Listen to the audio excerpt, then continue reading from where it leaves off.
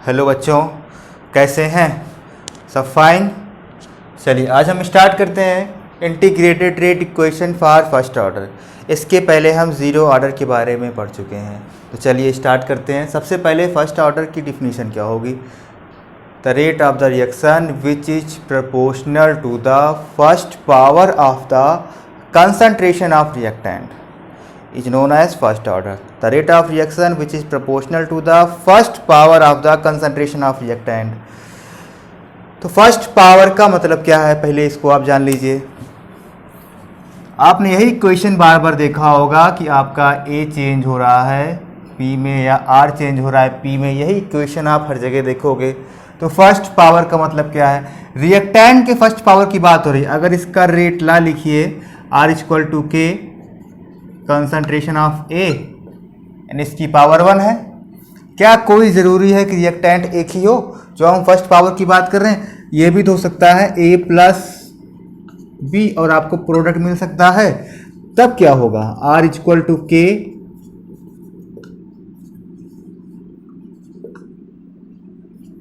केवल first power की अगर बात होगी तो केवल एक रिएक्टेंट के कंसंट्रेशन पे डिपेंड करेगा, दूसरे वाले पे नहीं करेगा। यानी इसके ए के कंसंट्रेशन पे डिपेंड कर रहा है आपका rate of the reaction, B पे नहीं कर रहा है, तो आपका first power of the reactant इसको बोलेंगे।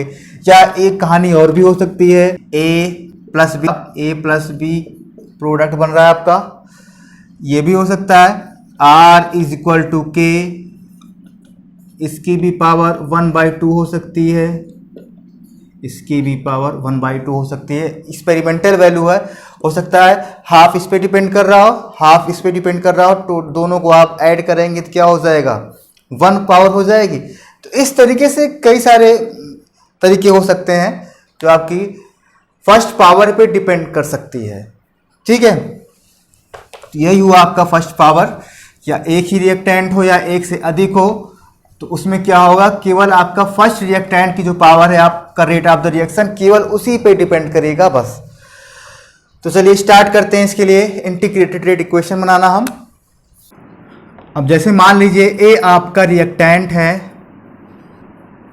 कन्वर्ट हो रहा है आपका प्रोडक्ट पी में। ठीक है, अब इसके लिए चलिए हम रेट ऑफ द रिएक्शन लिखते हैं। तो rate of the reaction R equal to हो जाएगा minus d concentration of the reactant A by dt। अब आगे चलिएगा, अगर रेट ला के अकॉर्डिंग लिखें तो R इक्वल टू हो जाएगा K power of the reactant, concentration of the reactant A, इसकी पावर 1 है, दिखा नहीं रहे, वो छिपी हुई है। चलिए अब इन दोनों को कंपेयर करिए तो क्या हो जाएगा? Minus dA by dt is equal to K concentration of reactant यानी A। ठीक है, अब ये भी कंसंट्रेशन टर्म है, ये भी कंसंट्रेशन टर्म है, इनको एक साइड कर लीजिए आप, तो हो जाएगा minus dA by concentration of reactant यानी A is equal to K dot dt। एक काम करता हूँ, माइनस को उधर कर लेता हूँ, माइनस हमने इधर कर लिया। अब देखिए ये डिफरेंशिएशन के टर्म में है, इसका इंटीग्रेशन लेके हम डिफरेंशिएशन हटा देते हैं। तो आप लिखेंगे now integrate both the sides. Now integrate both the sides. तो यहाँ इंटीग्रेशन का symbol D A by concentration of reactant यानी A इक्वल टू हो गया, माइनस को बाहर करिएगा, K डॉट dt। अब क्या हो जाएगा आपका? ये हो जाएगा आपका log E concentration of reactant A is equal to minus KT plus I क्या है? जब आप इंटीग्रेशन लेते हैं जानते हैं कांस्टेंट आता है जिसको बोलते हैं इंटीग्रेशन कांस्टेंट, तो माइनस KT प्लस I हो गया। डिफ्रेंसिएशन से इंटीग्रेशन तो ये कैंसिल ही हो जाता है आपका, ये log E concentration of A minus K T plus आई। इस इक्वेशन को आप फर्स्ट मान लीजिएगा, ठीक है। चलिए अब इसके बाद अगर मैं मान लूं कि t इज इक्वल टू 0 है, जब मैं मान लेता हूं t इज इक्वल टू 0 का मतलब जब रिएक्शन हमारी स्टार्ट नहीं हुई थी तब जो log E है आपका, log E concentration of A, ये क्या हो जाएगा, तब आपका ये हो जाएगा log E, ये किसके इक्वल टू हो जाएगा, A0 के। यानी जब हमारी रिएक्शन स्टार्ट नहीं हुई थी तो जो कंसंट्रेशन ऑफ रिएक्टेंट A है वो A0 रहा होगा ना। A0 का मतलब अभी कुछ भी ख़त्म नहीं हुआ है, जितना था उतना ही है, तब ये इसका इनिशियल कंसंट्रेशन हो जाएगा। यानी आप इधर समझ सकते हैं जब हमारी reaction t is equal to 0 start नहीं हुई थी तब रिएक्टेंट का कंसंट्रेशन था A0। जब रिएक्शन स्टार्ट हो गई कुछ टाइम बाद इसका कंसंट्रेशन क्या हो गया, A हो गया। तो वही कहने का मतलब है कि t इक्वल टू 0 जब रिएक्शन स्टार्ट नहीं हुई थी तब इसका कंसंट्रेशन, रिएक्टेंट का कंसंट्रेशन क्या था, t इक्वल टू 0 पे A0 था, ठीक है। अब इसी वैल्यू को इस इक्वेशन में जरा पुट करिए, इक्वेशन नंबर 1 में, तो क्या हो जाएगा आपका, हो जाएगा log E। अब इसके प्लेस पे A0 हो जाएगा माइनस के इंटू टी की वैल्यू 0 है प्लस आई, इतना हुआ। चलिए अब ये वैल्यू पूरी 0 हो जाएगी तो क्या हो जाएगा, या पूरा इसको इधर कर लीजिए, I इज इक्वल टू क्या हो जाएगा log E A0, ठीक है। ये I की वैल्यू आ गई। अब इस I की वैल्यू को आप इक्वेशन नंबर 1 में फिर से पुट करिए आप, तो क्या हो जाएगा, इसी में आगे लिखिएगा आप इस वैल्यू को, now putting the value of I in equation number first, क्या हो जाएगा log बेस E फिर A is equal to minus K T plus इसकी वैल्यू क्या है log base E A0 A0। चलिए अब इस KT को आप इधर कर लीजिए, वैल्यू पॉजिटिव में हो जाएगी, तो KT इज इक्वल टू क्या हो जाएगा, KT इज इक्वल टू, इसको उधर कर लीजिए आप, तो log E A0 minus log base E concentration of A, ठीक है। यहाँ तक कोई प्रॉब्लम नहीं होनी चाहिए। इस इक्वेशन को भी आप कोई नाम दे सकते हैं, इसको सेकंड दे दीजिएगा आप, इसको आप थर्ड दे सकते हैं, कोई प्रॉब्लम नहीं होनी चाहिए इक्वेशन के नाम देने में। अब इसको और क्या लिख सकते हैं आप, ये KT है, log E यहाँ इसमें भी है, log इसमें भी, इसको मैं कॉमन ले लेता हूँ, कॉमन ले लिया तो क्या बचा A0 माइनस A, ठीक है।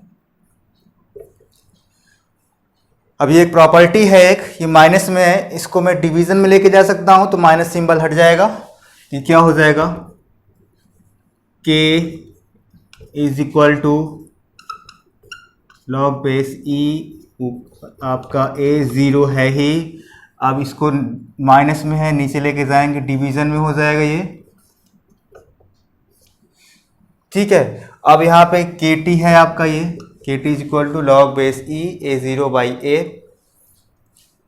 अब ये log E है, एक चीज जान लीजिए, यहाँ साइड में लिख दे रहा हूं मैं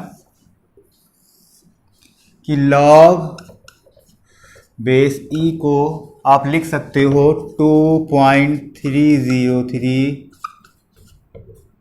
log बेस 10, इसमें आप कन्वर्ट कर सकते हो इस तरीके से। तो यहाँ पे इसकी वैल्यू रख दीजिए आप, KT इज इक्वल टू हो जाएगा 2.303 log बेस 10 A0/A, ठीक है। या इसको और ऐसे लिख सकते हैं आप K is equal to 2.303 log base 10 A0/A। आप T को यहाँ नीचे कर सकते हैं, ठीक है। ये हमारा ये फाइनल इक्वेशन था, integrated rate equation for first order, ठीक है। इसको आप इस तरीके से नोट कर सकते हैं, आप नोट कर लीजिए, ठीक है।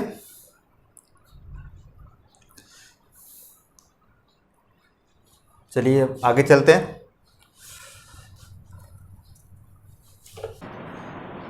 अब चलिए इसके हाफ लाइफ पीरियड पे आते हैं हम। जिस तरीके से आपने जीरो ऑर्डर का निकाला था हाफ लाइफ, उसी तरीके से आपको फर्स्ट ऑर्डर का भी करना है। तो आपका जो भी मेन इक्वेशन आया नीचे वो क्या था आपका, k is equal to 2.303 log base 10 A0/A। ये इक्वेशन अभी आपने लास्ट में देखा था। यहां पे आपका t है। अब कह रहे हैं हाफ लाइफ का मतलब हो गया t को t हाफ कर दिया जाए। यदि मैं t को t इक्वल टू हो जाए t हाफ, यानी t इक्वल टू T1/2, अगर टाइम आधा हो जाए तब जो आपका रिएक्टेंट का इनिशियल कंसंट्रेशन होता है अपने इनिशियल कंसंट्रेशन का हाफ हो जाता है। हाफ लाइफ में क्या होता है, रिएक्टेंट का कंसंट्रेशन अपने इनिशियल कंसंट्रेशन का हाफ हो जाएगा। यानी रिएक्टेंट कंसंट्रेशन आपका A है और ये आपके अपने इनिशियल कंसंट्रेशन का क्या हो जाएगा, हाफ हो जाएगा, ठीक है। यानी इनिशियल कंसंट्रेशन A0 है, तो ये इसका क्या हो जाएगा, हाफ हो जाएगा। रिएक्टेंट का कंसंट्रेशन अपने इनिशियल कंसंट्रेशन का क्या हो जाता है, हाफ हो जाता है। तो चलिए आगे। अब इसी वैल्यू को आप इस इक्वेशन में पुट कर दीजिए, तो K T हाफ को उधर कर लीजिए, T half is equal to 2.303/K log base 10। A0 आपका ऐसे ही रहेगा।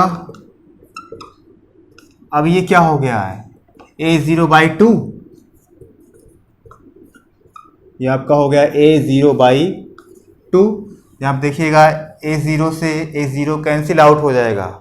इससे क्या पता लग रहा है, इससे आपको सीधा यह पता लग रहा है कि जो आपका हाफ लाइफ पीरियड होता है, हाफ लाइफ पीरियड रिएक्टेंट के इनिशियल कंसंट्रेशन पे डिपेंड नहीं करता है। इनिशियल कंसंट्रेशन देखिए कैंसिल आउट हो गया, खत्म हो गया। यानी जो हाफ लाइफ पीरियड होता है फर्स्ट ऑर्डर के लिए, जो हाफ लाइफ पीरियड होगा वो रिएक्टेंट के इनिशियल कंसंट्रेशन पे डिपेंड नहीं करेगा, ठीक है। चलिए क्वेश्चन बनाइए। T half is equal to क्या हो जाएगा, 2.303/K। यहाँ पे क्या बचा, log बेस 10। ये बाय 2 था, अब ये ऊपर चला जाएगा, यानी यहां पे 2 हो जाएगा ये, ठीक है।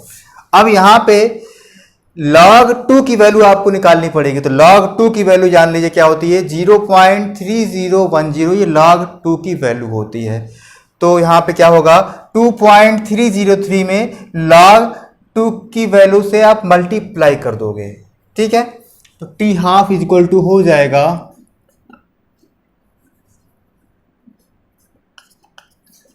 2.303 इंटू 0.3010। 3010 क्या है आपकी, log 2 की वैल्यू है बाई K, ठीक है। अब आपका फाइनल इक्वेशन क्या आ जाएगा, T half is equal to, इसको आप मल्टीप्लाई करेंगे हो जाएगा 0.693/K, ठीक है। ये आपका है half life period for first order reaction, ठीक है। इसको आप नोट कर सकते हैं। अब इसके बाद कुछ ग्राफ हैं, ग्राफ से डरिएगा नहीं, बहुत ही इंपॉर्टेंट होता है और बहुत ही इजी ग्राफ है।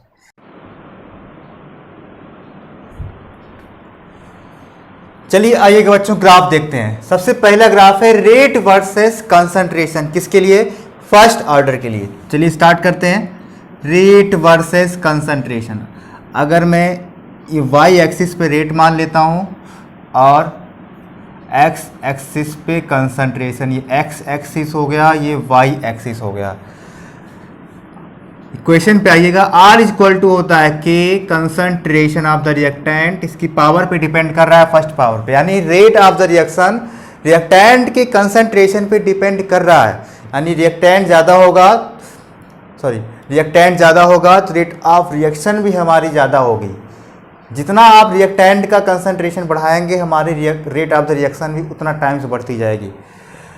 तो डायरेक्टली प्रोपोर्शनल है, यार इसके बराबर है, इस पर डिपेंड कर रहा है। तो ये इस तरीके से ग्राफ मिलेगा हमको, क्योंकि R इक्वल टू के कंसंट्रेशन ऑफ द रिएक्टेंट, यानी rate of the reaction reactant concentration पे डिपेंड कर रहा है। तो हमको इस तरीके से ग्राफ मिलेगा, ठीक है ना। यानी रेट के साथ कंसंट्रेशन या कंसंट्रेशन के साथ रेट हमारा क्या कर रहा है, वेरी कर रहा है, ठीक है। सेकेंड टाइप ग्राफ देखिएगा, log of the concentration of the reactant versus time. अभी आपने एक इक्वेशन पढ़ा था, या इक्वेशन अभी आया था इसमें, जब आप इंटीग्रेटेड रेट इक्वेशन आप डिराइव कर रहे थे तो उसमें आपको एक इक्वेशन मिला था, वो क्या था? Log base E A is equal to minus K T plus log base E A zero. ये इक्वेशन आपको मिला था, यानी इसी पे आपको ग्राफ प्लॉट करना है। Log of the concentration of the reactant, ये रिएक्टेंट का कंसंट्रेशन है, वर्सेस टाइम, इसी पे आपको ग्राफ प्लॉट करना है। इसको मैं कंपेयर कर लेता हूँ, y बराबर एम एक्स प्लस सी। तो ये जो हमारा मिलेगा ये इंटरसेप्ट मिलेगा, ठीक है, इंटरसेप्ट मिलेगा ये। चलिए ग्राफ प्लॉट करते हैं। इसको थोड़ा सा और बड़ा कर लेता हूं मैं, ठीक है।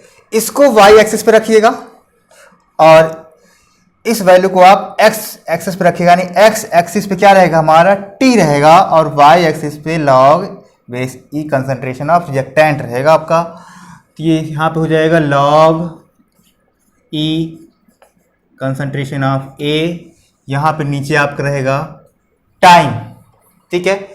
जरा ध्यान दीजिएगा, जब ये आपका देख रहे हैं इंटरसेप्ट यानी log base E A zero एक कब आया था, जब आपने time t equal to zero लिया था। यहाँ पे आप यानी समझने के लिए ले सकते हैं, t is equal to zero पे यहाँ पे इंटरसेप्ट क्या ले रहे हैं आप, log base E A zero.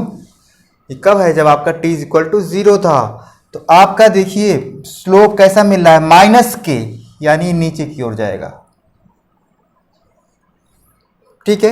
यानी लिख सकते हैं slope is equal to minus K, नीचे जा रहा है।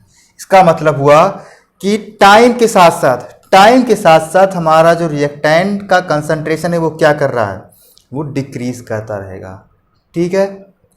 यही कहने का मतलब है, इसमें कोई प्रॉब्लम नहीं होनी चाहिए इसमें।